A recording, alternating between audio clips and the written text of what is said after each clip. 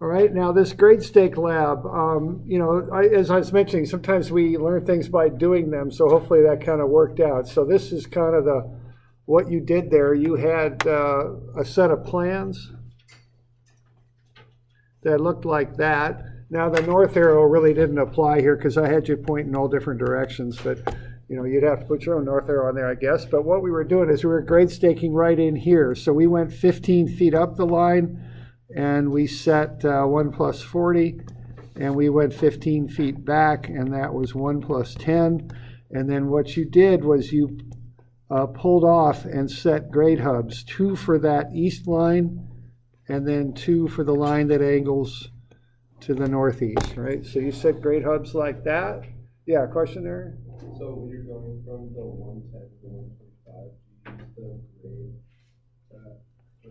different grade when you're finding your cut for the other line? Well, you use the grades to find the elevation of the pipeline.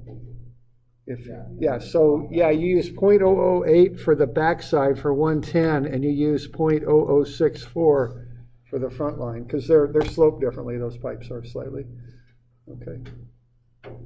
All right. So what we did here, we had a reference line, which was the sidewalk. And then I set you this manhole 7 feet off. So you went back here and you pulled 7 feet and got a back sight.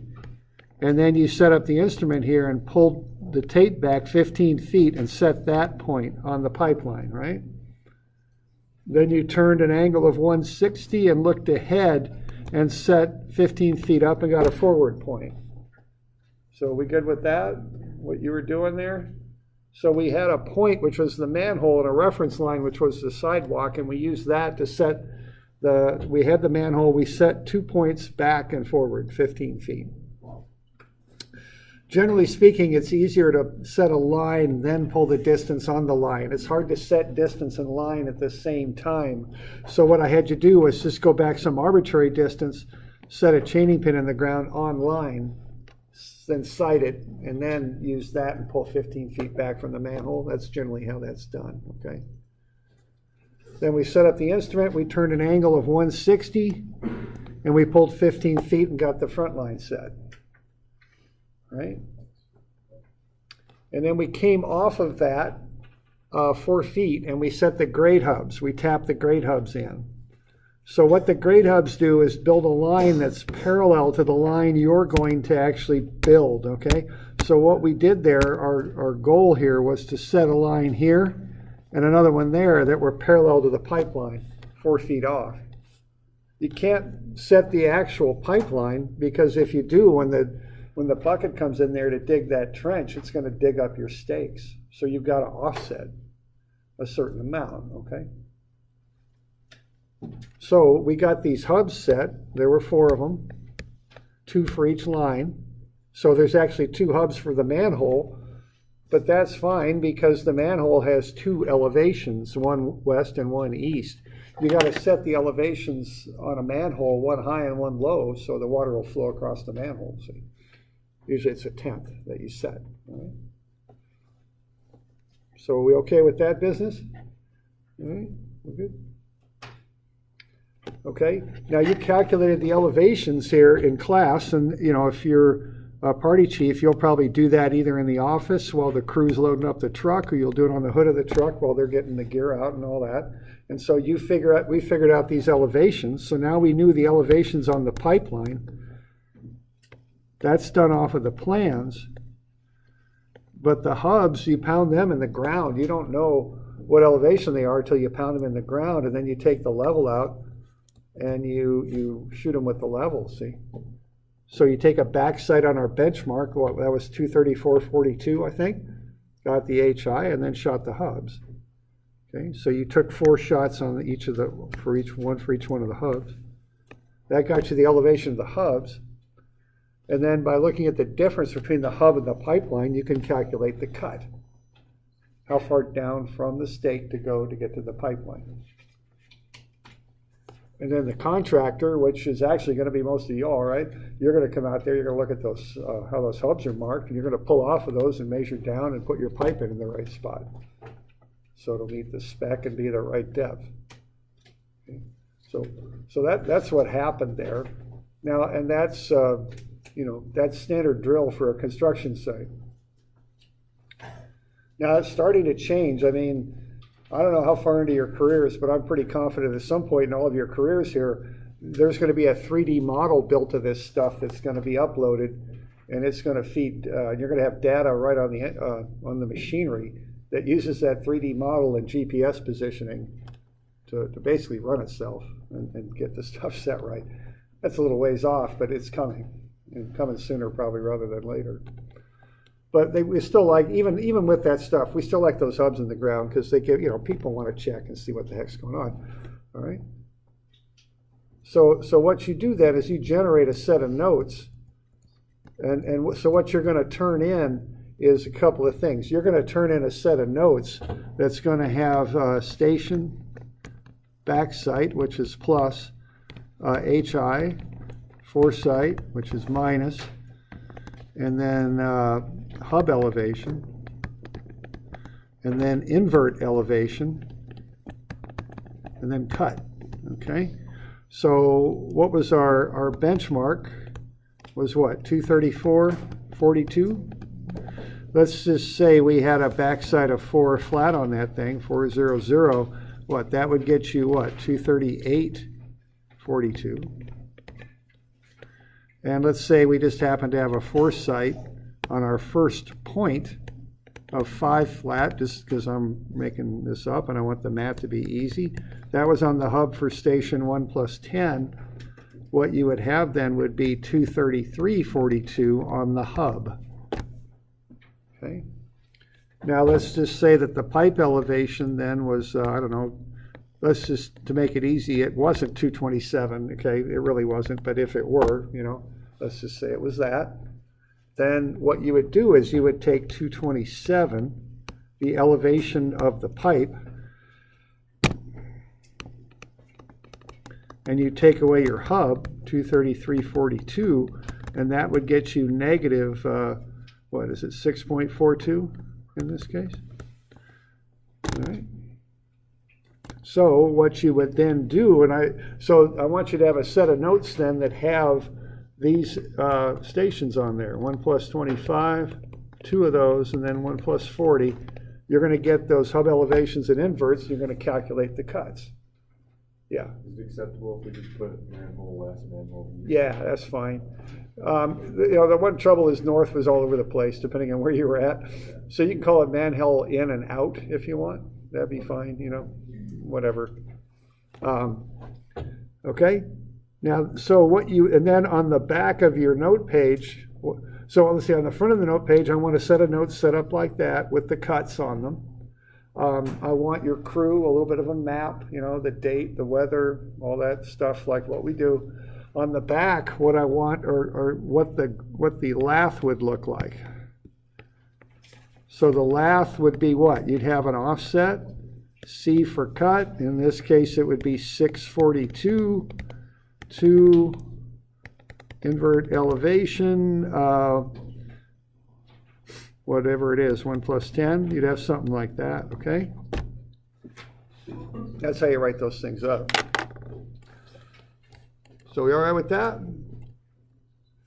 Yeah, question there? So when you subtract the foresight, that's the hub elevation, right? Yeah, HI minus foresight gets you hub elevation, which is the top of the wood there that you pounded in the ground. And so how do we get the invert elevation? That's off the plans. You do the grade calculations on the pipe, because you got the manhole elevations for your reference, you got the distance, and you've got the grade. So you got to be able to find those pipe elevations. Okay. And then the cuts are the difference. All right. So, next time you're on a construction site, have a look. There'll be hubs in there in lath, like that. And the lath are marked up. See, there looks like a 7. Looks like TFC, top face of curb. They got a color of ribbon on there. Usually they match the color to whatever the feature is they're doing. Station, see, STA 42 plus 00. And hard to read all that, but that's the cut, I guess. Hard to read. Okay? So you'll see that on construction sites. It's all over the place, okay? So we good with that? All right. So that's how that's done. That's the deal with that. And I've done a few of those, just working. That's a very common thing to do in construction. Okay, so you're going to turn in a copy of your notes with the usual information, with the hub elevation, pipe invert elevations, and the cuts. Remember all the map and the crew and all that, and then grade stake write-ups on the back of your notes. So just give me 4 grade stakes with the cuts on them, okay, like what you'd write up. All right.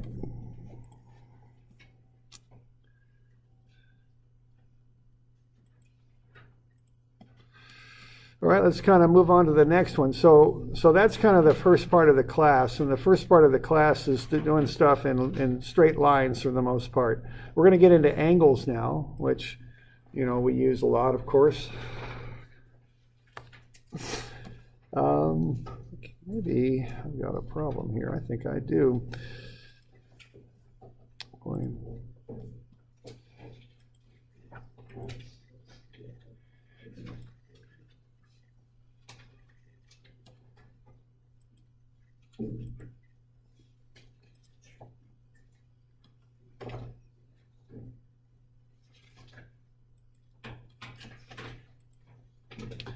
All right, we're going to have a look at angles now. So we're going to start working a lot more with the total stations for the rest of the term and get some of this stuff figured out here. So let's start figuring angles out. So this is kind of the next step down the line here.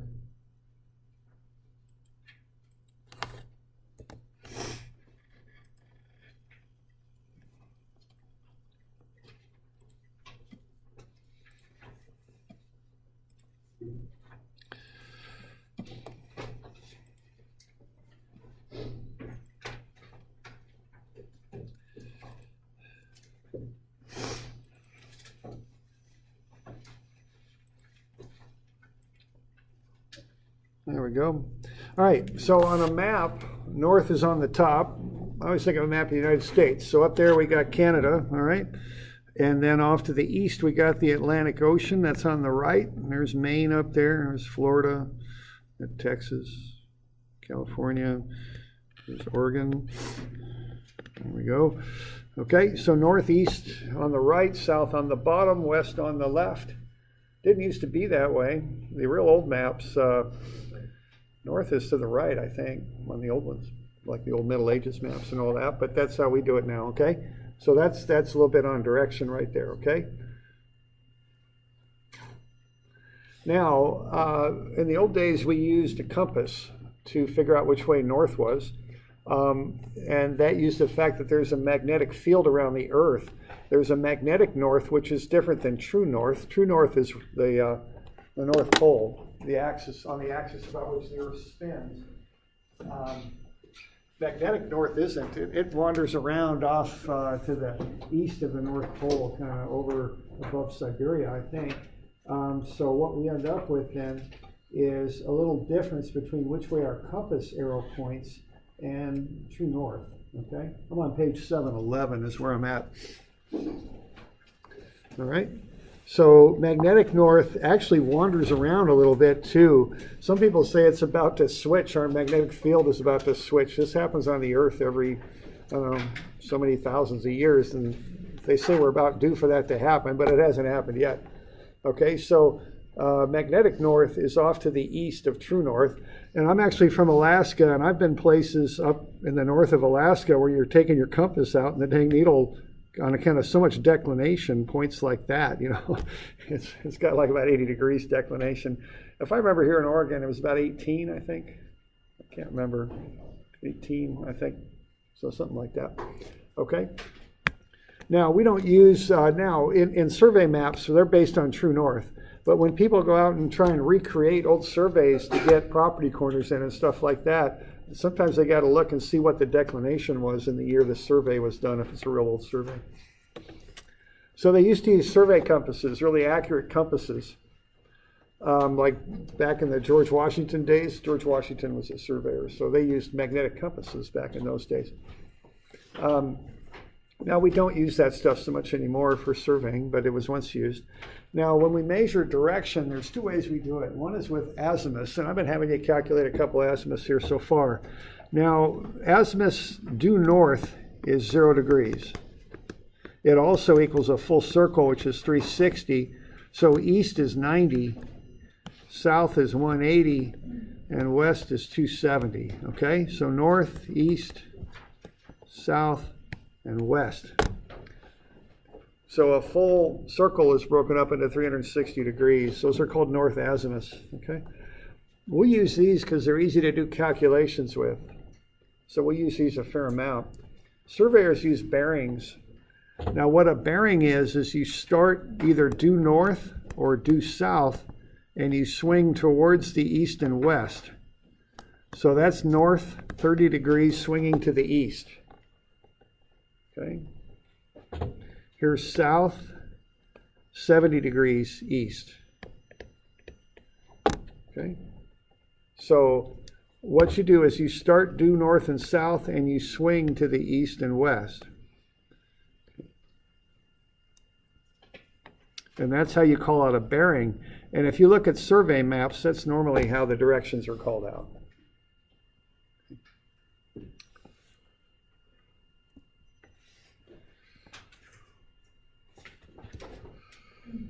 So,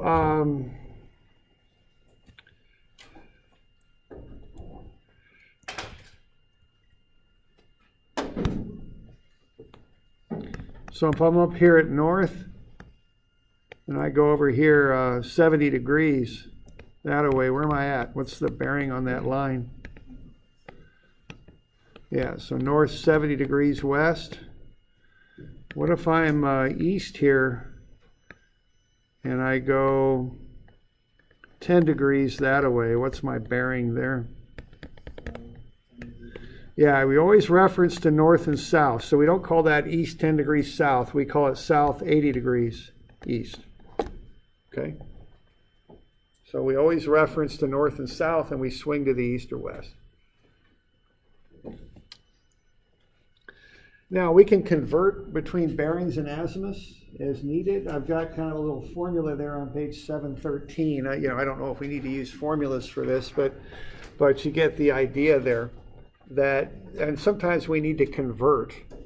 What I do when I need to convert, if I've got an azimuth and I need to get to a bearing, is I draw a sketch. Okay, I always make this angular stuff visual. So if I've got south 20 degrees east, I'll draw a sketch. So what azimuth do we got if we're south 20 degrees east?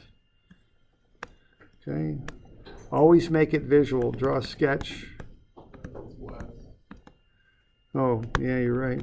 See, that's why I drew that, just so you'd have the opportunity to look at that and see. So we're going that way. What's due south? What's the azimuth for due south? 180. So what azimuth are we at? Yeah, we got to take the 20 away, so that's 160. You all okay with that? All right. So south 20 east is right there. That's right there. That's 160. Okay. How about an azimuth of 218? Okay. What kind of bearing would that be? Okay. And in here, so see how easy a sketch makes it if you make it visual?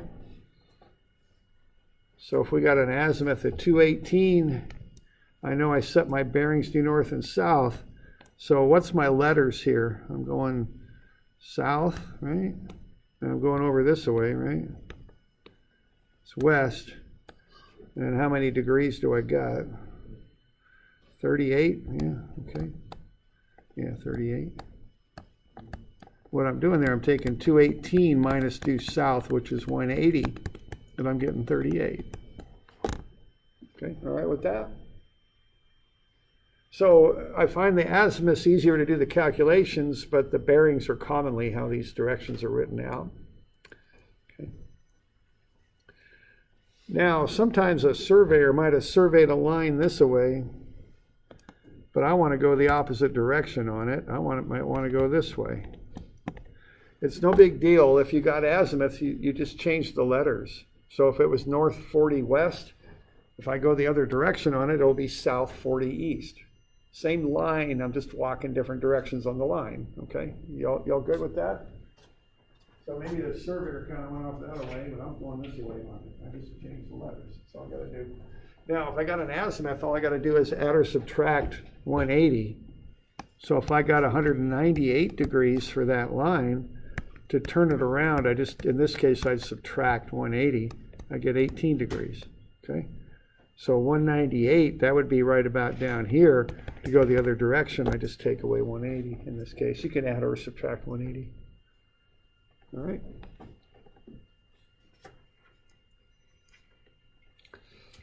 All right, now the units on this are a little goofy. I mean, a circle is 360 degrees. I'm on 714. You know, this goes back to Babylonia when they were using the base of 60 for their calculations. Okay, now there's 360 degrees in a circle. A degree is a very large angular measurement, so we divide that into 60 minutes, just like we divide an hour into 60 minutes. So 1 degree is 60 minutes. Now a minute, though, has to be divided again, because that's still a pretty big angle for a surveyor. So we divide that by 60 and we get it down to a second. Now a second is plenty small. If I shoot a line 4 miles long, if I can see that far, and I turn a second angle, I would turn over 1 inch at 4 miles. Okay, so that's a very small angular measurement. And I remember working in an office and I was checking crews' work, and they were doing something called doubling angles, which we'll get to in a minute. And they started hitting their angles exactly repeatedly to the nearest second with their checks. And the first time they did it, I said, boy, these guys are good. And the second time they did it, I said, these guys are really good. And the third time in a row they did it, I took the notes to the party chief and I said, these guys aren't checking their work. They're just figuring it out mathematically and writing it down. They can't be this good, okay?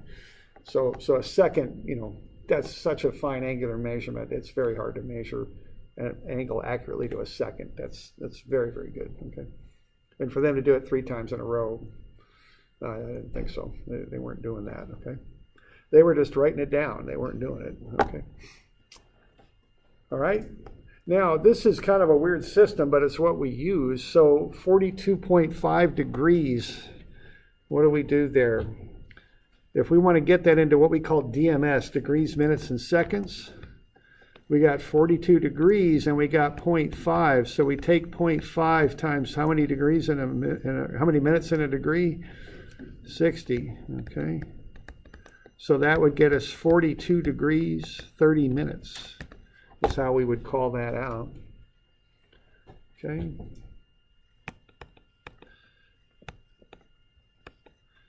Okay, 17 degrees, 0.25 times 60. What are we going to get with that? 15, I think. Now, you might have a button on your calculator that'll do this pretty directly. Convert your angles, but you might not. The old TIs that everybody uses now, it was buried in a time menu. You had to go at about 3 menus down to get to this conversion. I've got a nice simple Casio that's got a button that just does it, but you know, it depends on your calculator how easy it is to do this. Now, if we go back the other direction, what do we got? We got 26 degrees.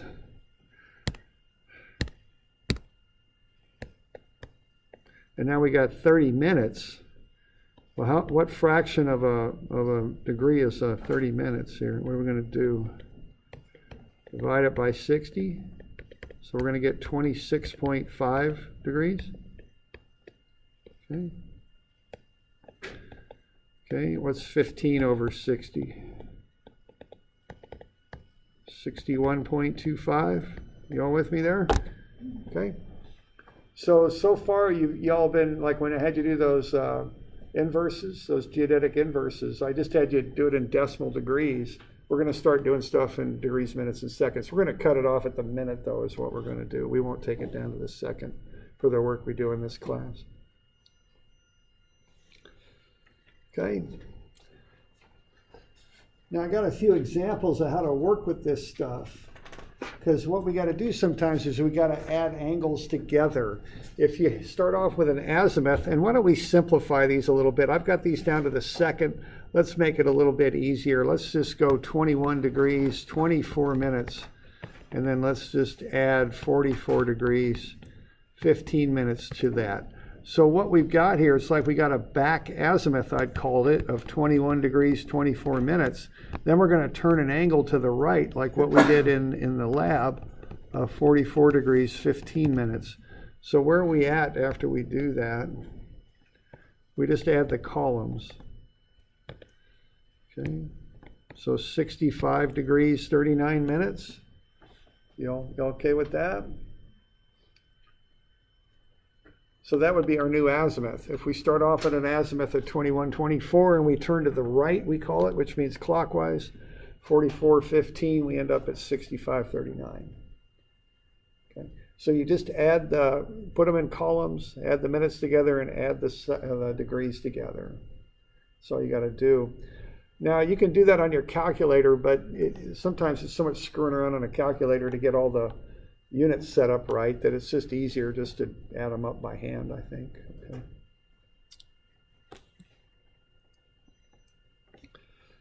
Now let's say we've got this example here. Let's say this azimuth here, and I'll just make this up. So I'm kind of not following your book here.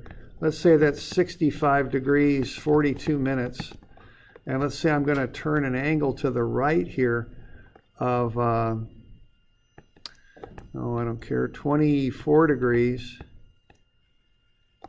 I better be careful. How about 23 degrees? Sorry, 23 degrees. 25 minutes. Okay, what's going to happen here? I got 65, 42. Yeah, right. And so if you remember back in grade school, remember when you learned carrying and all that? We got to do some carrying here. So we got 67 minutes, 88 degrees, 67 minutes. Now what are we going to carry over? Yeah, it's not decimal math. It's not really base 60, but it kind of acts that way. You got to take 60 minutes over as a degree and get 89 degrees. And that'll leave you 07 minutes. Yeah, you okay with that? So sometimes when you've got more than 60 minutes, you got to carry 60 minutes over as a degree is what you got to do. Okay?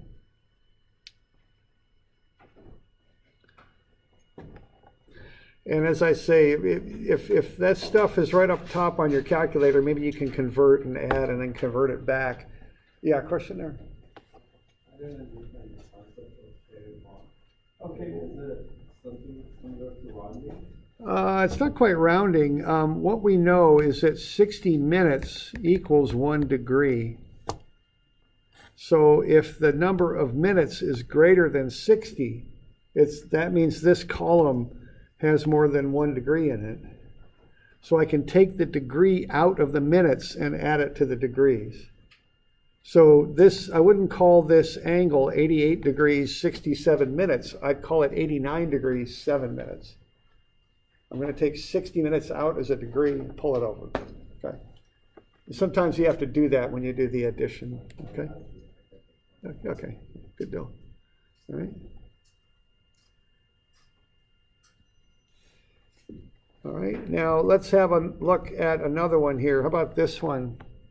Let's say we're at, that looks to be about 349 degrees for this azimuth, and we're going to turn an angle right of, that looks to be about 29 degrees. So if we're at 349 and we turn right, that's an addition of 29, and somebody wants to know what azimuth are we at. Okay, so this is 349 here. And we're going to turn to the right, 29, and somebody wants to know what is this azimuth here. Let's see what we're going to do here. We're going to get 8, carry the 1, that makes 7. So that worked out to be 378 degrees. So what's the azimuth equal? Yeah, see, we don't want to go over 360. 360 is due north. So the azimuth is 18 degrees. Okay. So we have to be aware of this stuff. Sometimes we have to carry 60 minutes over as a degree. Sometimes we have to subtract off a full circle. Because azimuths are between 0 and 360. Okay? So if your azimuth is bigger than 360, subtract 360 off. Okay?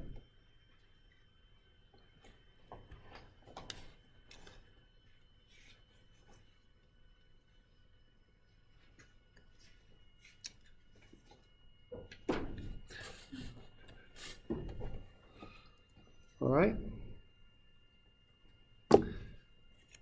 Now let's look at subtraction here a little bit. So let's say we're at this azimuth here. I'm on the next page, 716. Let's say that's about 72 degrees, and let's come back 34 degrees. It's easy enough. You got 72. I'm sorry. Let's get some minutes on this. 72 degrees, 18 minutes. I'm just making this up. And 34 degrees, 02 minutes. Take away the 3402. There we go. So just do the columns. 16 minutes, 8, 38 degrees, 16 minutes, I think. That's the new azimuth. Okay. Now, sometimes you got to carry with subtraction too. So an addition, the angle is called an angle right. It's clockwise. Subtraction is what we call an angle left. It's counterclockwise. Now notice the difference in convention. Here, we'll get to that in a minute, but so we're subtracting here by going angles left, okay? Now sometimes we got to carry, and when we do it, we got to look ahead. So let's say that this angle right here, this azimuth, is 189.21, and let's come back an angle of 32.40. Okay, I'm going to go 189.21, and I'm going to subtract off 32.40. All right. Now I can't take 40 away from 21. 40 is bigger than 21, so what I do is I carry a minute over. I'll make that 188 and I'll make that 81. So what I'm doing there is I'm taking 60 minutes over is what I'm doing, because I need it. I don't want to have a negative number on my azimuth. So I'm going to take 60 minutes over there, carry it over. And that will allow me to get 41 on this side and what, 6, 5, 156.41. Yeah, that looks about right. Okay. You all right with that?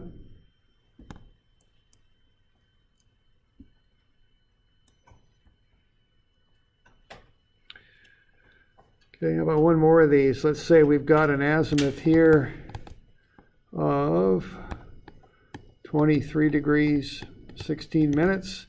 Let's pull back 34 degrees, 12 minutes.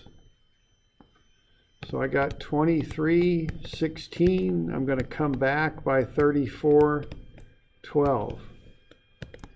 Well, that ain't going to work. I can't take 34 away from 23. I don't want to go into negative azimuths. That's just kind of awkward. So what I'm going to do is I'm going to take that 23. I'm going to add a full circle to it.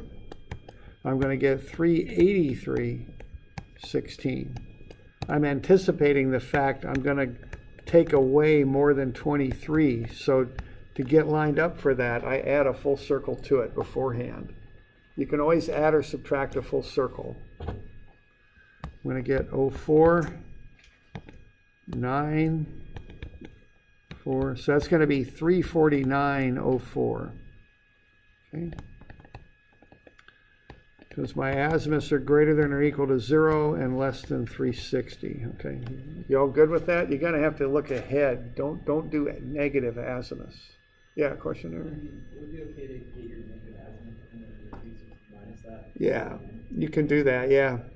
Now, if you're going to take something away, if I know I'm going to subtract from 360, I look ahead and I immediately write 360 as 359.60 if I know I'm going to take away from it. That way everything's lined up and carried and ready to go. But yeah, you could do it that way. I prefer to avoid it because negative azimuths just kind of confuse me. So I just add the 360 beforehand. Okay.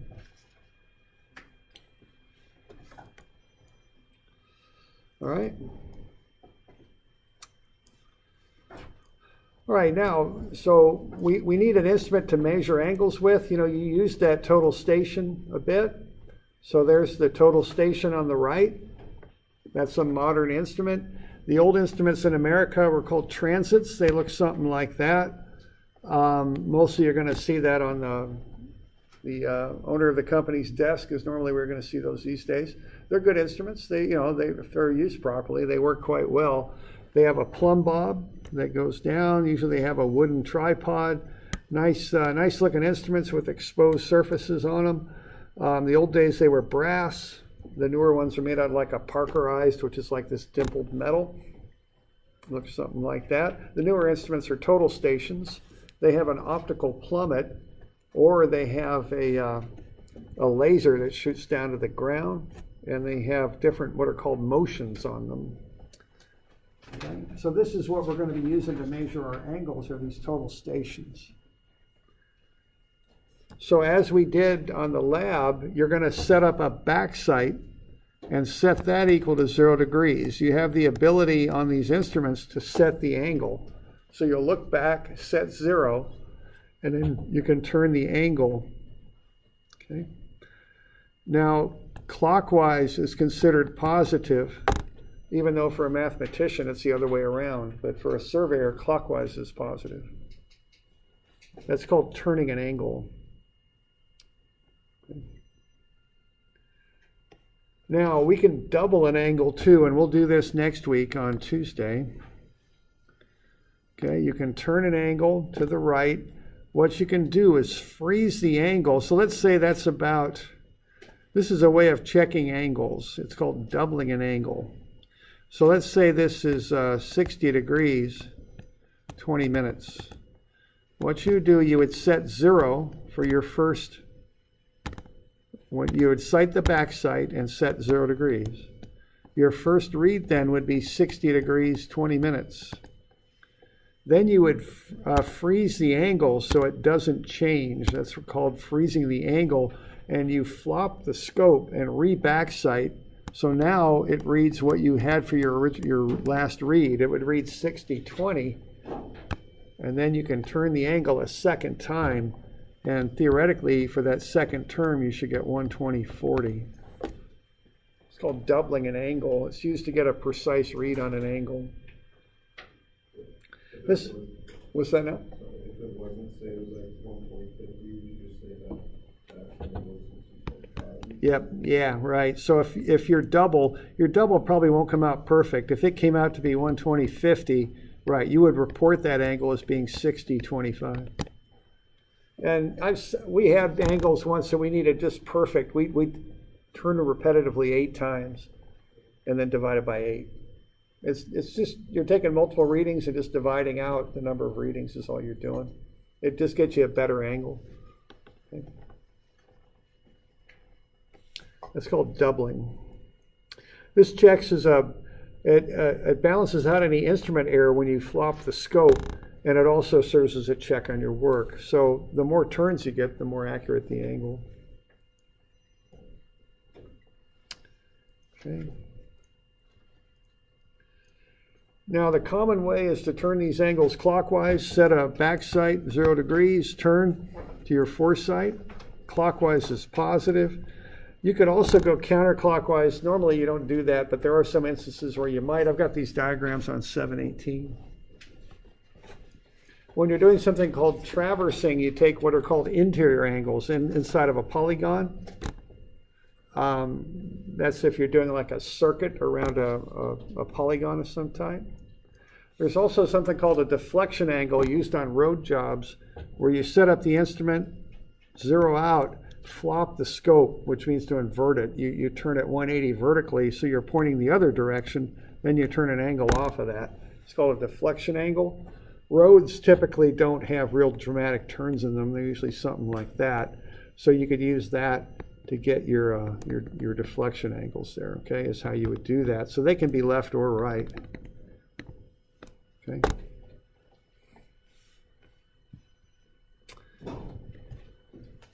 So we're going to do a grade staking lab on Thursday, but next Tuesday we're going to actually